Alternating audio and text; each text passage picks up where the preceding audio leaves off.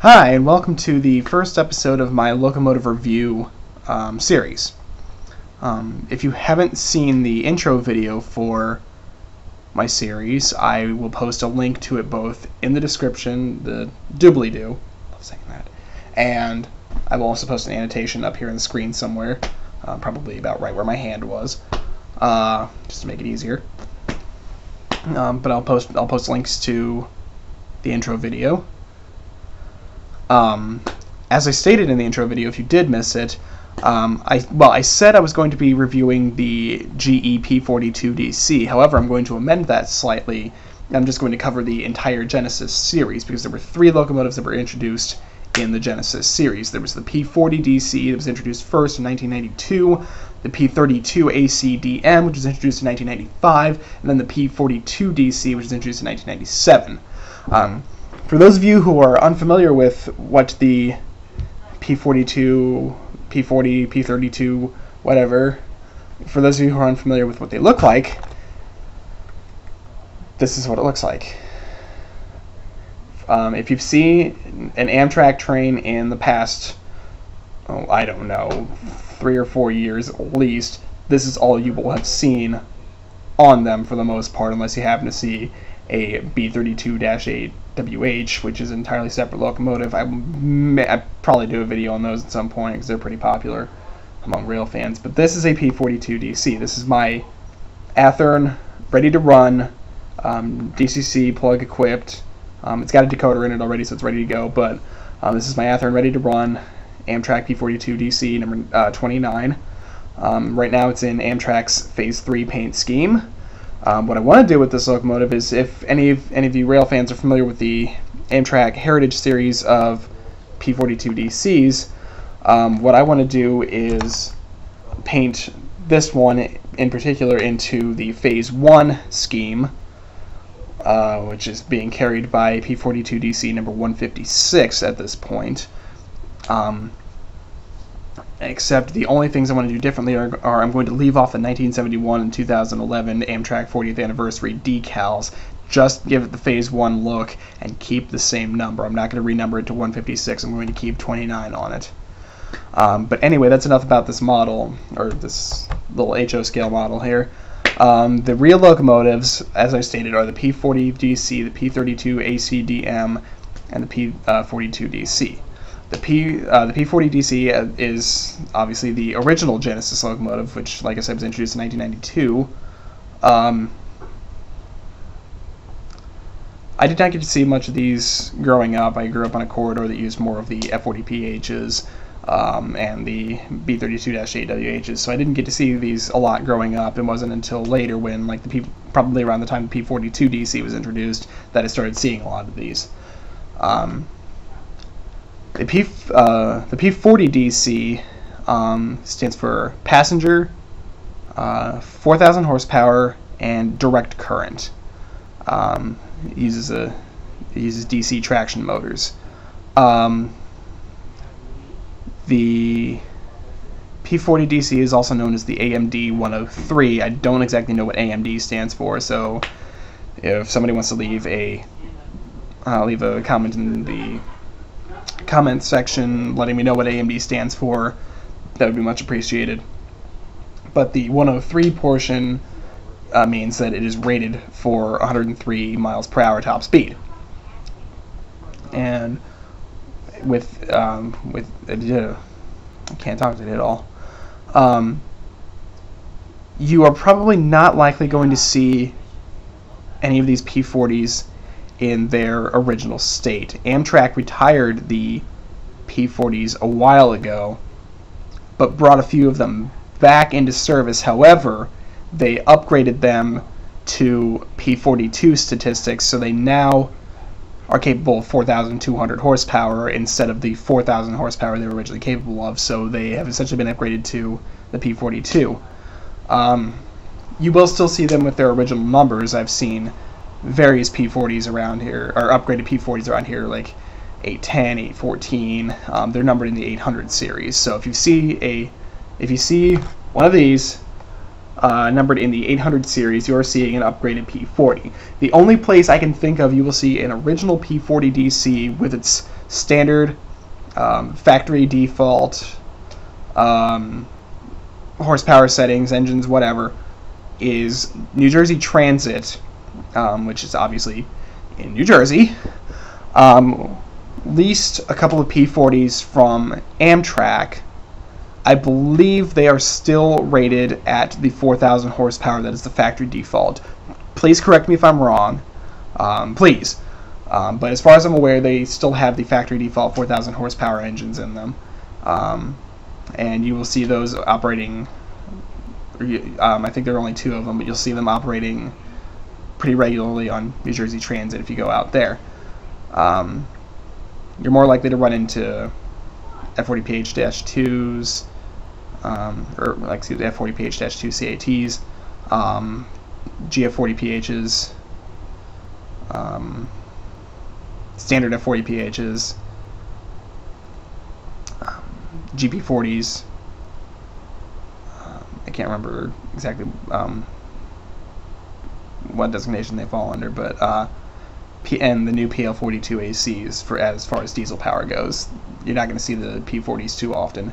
But anyway, I'll move on. I'm going to move on now to the, since I already brought it up, I'm going to move on to the P42 DC. It's still the same naming configuration, passenger 4,200 horsepower, and it also uses DC traction motors.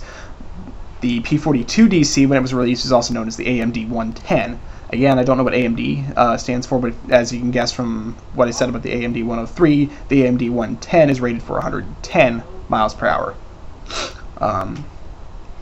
That's also at top speed, which is only going to be used in certain areas. For example, I live in Springfield, Illinois.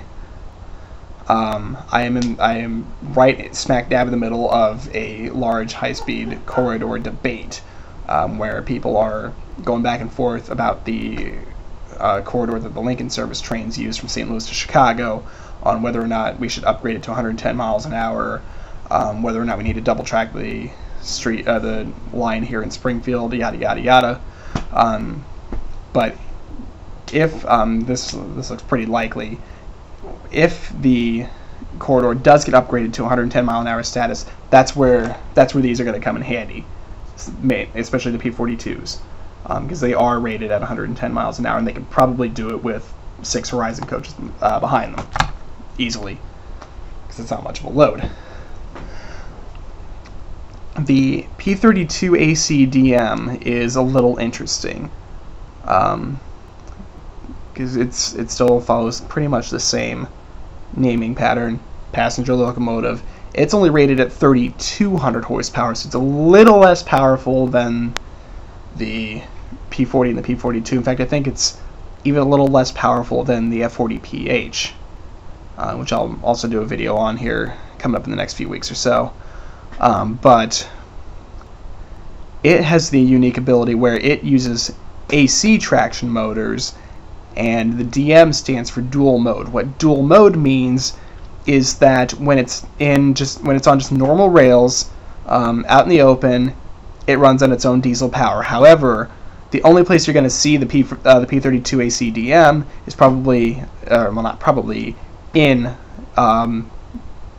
New York, upstate New York, that area, because once you start getting towards New York City, diesel emissions are outlawed.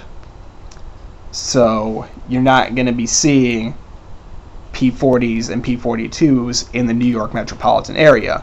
That's where the P32 ACDM comes in.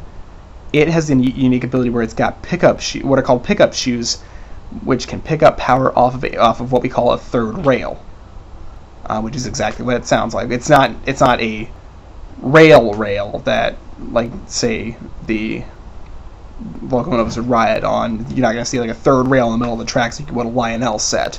It's a third bar off to the side of the tracks that runs electricity through it, and the P32s have what we call pickup shoes that pick up power off of this third rail, so they can shut off the diesel engine and just run it entirely on electricity. So that's where that comes in handy, and it's been working for them so far. Amtrak uses them, Metro North uses them, I believe the Connecticut Department of Transportation also uses them, so I guess you are going to see them in Connecticut too. But other than that, those are the only places you're going to see the P-32. So if you really want to see something interesting, you're going to have to go out there. Otherwise, you're going to see, anywhere you see an Amtrak train, you see one of these Genesis locomotives, it's going to be either an upgraded P-40 or the standard P-42. Unless you happen to go out west where you've got the F-59 PHI. Amtrak California has a couple of B-32-8WHs. But other than that, you're going to see P-42s all across the country. P-42s and P-40s.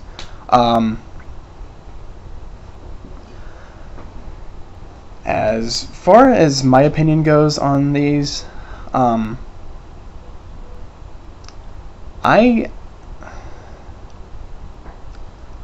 used to not be a big fan of the Genesis series. I grew up in the age of the F40PH. I got to see the end of the F40PH era when the P-42s started getting ushered in. And I didn't like it at first because I was more fond of the F40PHs.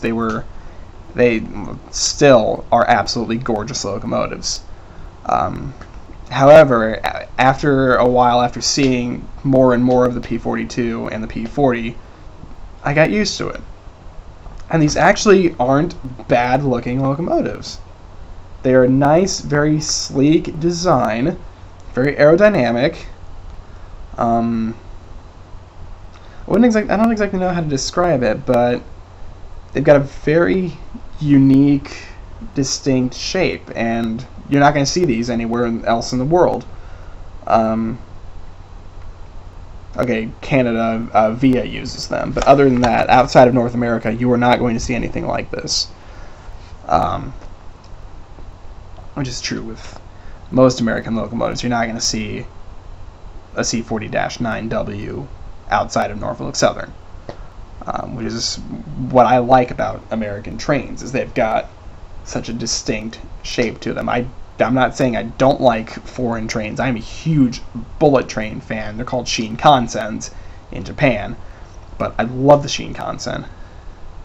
I'll probably do a video on the Shinkansen as well. That'll make my Japanese teacher happy. That'll make my friend Joe happy too. I've mentioned him in another video. But anyway, that brings this video to a close. Comment, rate, subscribe.